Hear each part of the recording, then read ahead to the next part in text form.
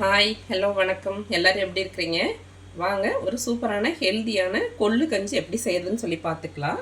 அதுக்கு பாருங்கள், நான் ஒரு 2 டம்ளர் உங்களுக்கு எந்த அளவுக்கு தேவையோ அந்த அளவுக்கு எடுத்துங்க. நான் ஒரு 2 டம்ளர் சகப்பரிசி எடுத்துருக்கிறேன். நீங்கள் கேரளா மட்டை அரிசி எடுத்துக்கலாம், இல்லை கருப்பு கவுனி அரிசின்னா அதை மிக்சியில் உடச்சிட்டு ஒன்றும் பாதியமாக உடச்சிட்டு அப்படி எடுத்துக்கலாம். இது பாருங்கள், இது சகப்பரிசி. குழி வடித்தா அப்படின்னு என்னமோ அந்த அரிசிக்கு சொல்லுவாங்க எங்கள் ஊர் சைடு. அந்த அரிசி நான் 2 டம்ளர் எடுத்து முன்னாடியே கழுவிட்டு 2-3 டைம் கழுவிட்டு ஊற வச்சுருக்கிறேன். அதுக்கு பாருங்கள், ஒரு 3/4 டம்ளர் எதில் அரிசி எழுதணும் அதில் ஒரு 3/4 டம்ளர் இல்லை 1 டம்ளர் கூட எடுத்துக்கலாம். கொள்ளு எடுத்துருக்கிறேன்.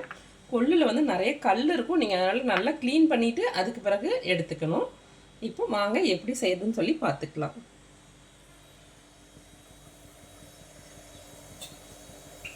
நம்ம குக்கர்லேயே கொள்ளு கஞ்சி கொஞ்சம் வச்சுக்கலாம். இதுக்கு நான் 2 டம்ளர் அரிசி எடுத்துருக்கிறதுனால 6 டம்ளர் தண்ணி ஊற்றிக்கிறேன். ஏற்கனவே ஒரு தட்டு ஊற்றி கொதிக்க வச்சுருக்கிறேன்.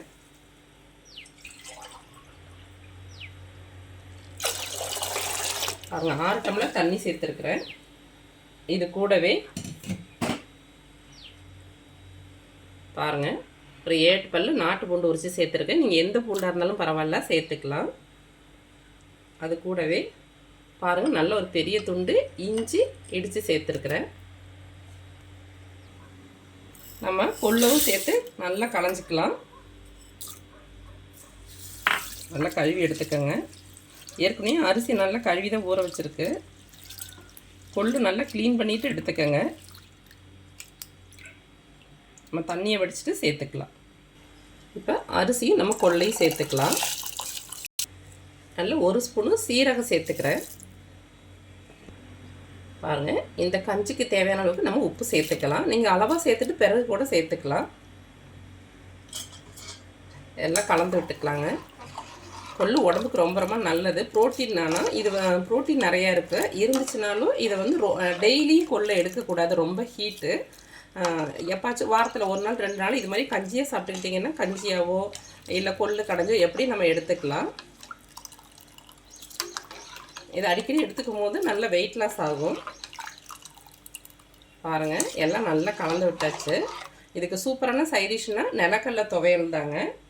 பாருங்கள், இதை நல்லா நம்ம மூடி போட்டு ஒரு 4-5 விசில் வரணும். ஏன்னா கொள்ளு வெந்து வரணும் இல்லையா, அதனால் ஒரு 5 விசில் வச்சுக்கலாம்.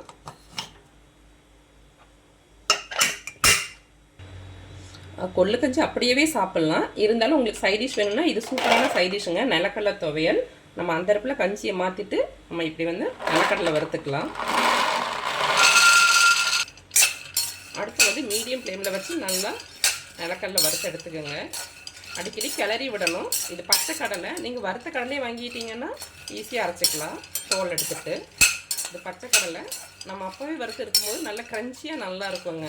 அரைக்கிறதுக்கு சீக்கிரம் அரைஞ்சிரும். நல்லா வறுபடட்டுங்க.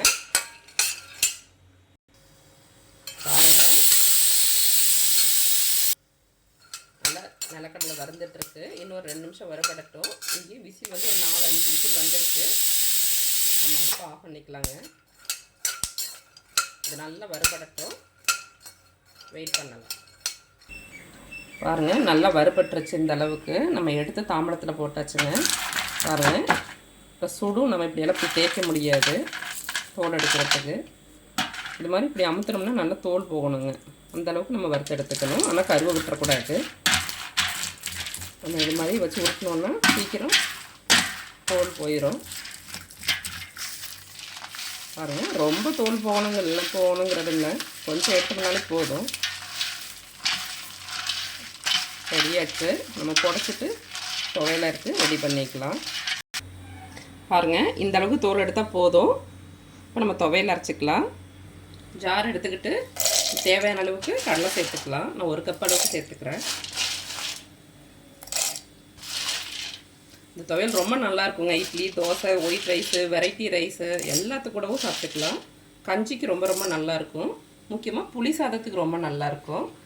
அது கூடவே பாருங்கள், சின்ன துண்டு புளி. இதில் பாருங்கள், இதில் மண், கல், தூள் அது மாதிரி எதுவுமே இல்லாமல் நல்லா சேர்த்துக்கங்க. அது கூடவே ஒரு 1/4 கப்பு தேங்காய் நீங்கள் துருவியை கட் பண்ணியே சேர்த்துக்கலாம். அது கூட காரத்துக்கு தகுந்த மாதிரி நீங்கள் மிளகாய் சேர்த்துங்க. நான் ஒரு 4-5 காஞ்ச மிளகாய் சேர்த்துருக்குறேன். அது கூடவே ஒரு 5-6 பல்லு பூண்டு, கொஞ்சமாக கல்லுப்பு சேர்த்து நம்ம நல்லா அரைச்சி எடுத்துக்கலாம். பாருங்கள், சூப்பராக அரைச்சி எடுத்துகிட்டு வந்தாச்சு. கொஞ்சமாக தண்ணி சேர்த்து இது மாதிரி கெட்டியாக அரைச்சி எடுத்துக்கோங்க. நம்ம வந்து இதை தாளிக்கெல்லாம் வேண்டியதில்லை, உங்களுக்கு வேணும்னா தாளிச்சிக்கலாம். இதனால் துவையெல்லாம் வச்சு கஞ்சிக்கு வந்து தொட்டு சாப்பிட தான் ரொம்ப நல்லாயிருக்கும். இது இருக்கட்டும், விசில் அடங்கட்டும். நம்ம கஞ்சி ரெடி ஆயிடுச்சு. ப்ரெஷர் ரிலீஸ் ஆனது பிறகு எடுத்துக்கலாம். பாருங்கள், கஞ்சி நல்லா ரெடி ஆயிடுச்சு. பாருங்கள் எவ்வளோ சூப்பராக இருக்குன்னு. இது அப்படியே நல்லா கிடஞ்சி விட்டுக்கலாம். இந்த அளவுக்கு இருந்தால் போதும். நம்ம கிடஞ்சி விட்டு சாப்பிடும்போது ரொம்ப நல்லாயிருக்கும். ரொம்ப தண்ணியாகவும் இல்லாமல் ரொம்ப கெட்டியாகவும் இல்லாமல் கொல கொலன்னு இருக்குங்க. நீங்கள் தண்ணியாக வேணும்னா தண்ணி நிறையா வச்சுக்கலாம். பாருங்கள், இந்த பூண்டெல்லாம் நல்லா மசிஞ்சிடணும். உப்பெல்லாம் பத்தாட்டி பார்த்து சேர்த்துங்க. இது ரொம்ப ப்ரோட்டீன். அது இல்லாமல் இந்த அரிசியும் ரொம்ப உடம்புக்கு ரொம்ப ரொம்ப நல்லது. நல்லா இந்த கொழுப்பெல்லாம் நல்லா கரைக்கும். இது இந்த கொள்ளு வந்து வாரத்தில் 2 நாள் எடுத்துக்கிட்டிங்கன்னா கொழுப்பெல்லாம் நல்லா குறையும்பாங்க. வெயிட்டும் நல்லா குறையும். ஆனால் ஹீட்ரு இது. இப்போ நம்ம எடுத்துக்கலாம். அதை சுட சுட சூப்பரான கொள்ளு கஞ்சி ரெடியாச்சு. இது மேலே நீங்கள் வந்து தேங்காய் துருவியும் சேர்த்து சாப்பிட்டுக்கலாம். ரொம்ப நல்லாயிருக்கும். பச்சை தேங்காய் சாப்பிட்றது உடம்புக்கு ரொம்ப ரொம்ப நல்லது. மாதிரி பச்சை தேங்காய் எடுத்து தொட்டுக்கிட்டு கூட சாப்பிட்டுக்கலாம்.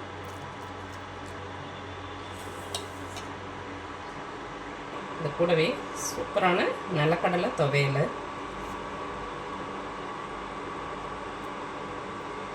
கொள்ளு கஞ்சியும் நிலக்கடலை துவையலும் செஞ்சாச்சுங்க. நீங்களும் இது மாதிரி செஞ்சு சாப்பிட்டு ஆரோக்கியமாக இருங்க. Okay, bye, thank you.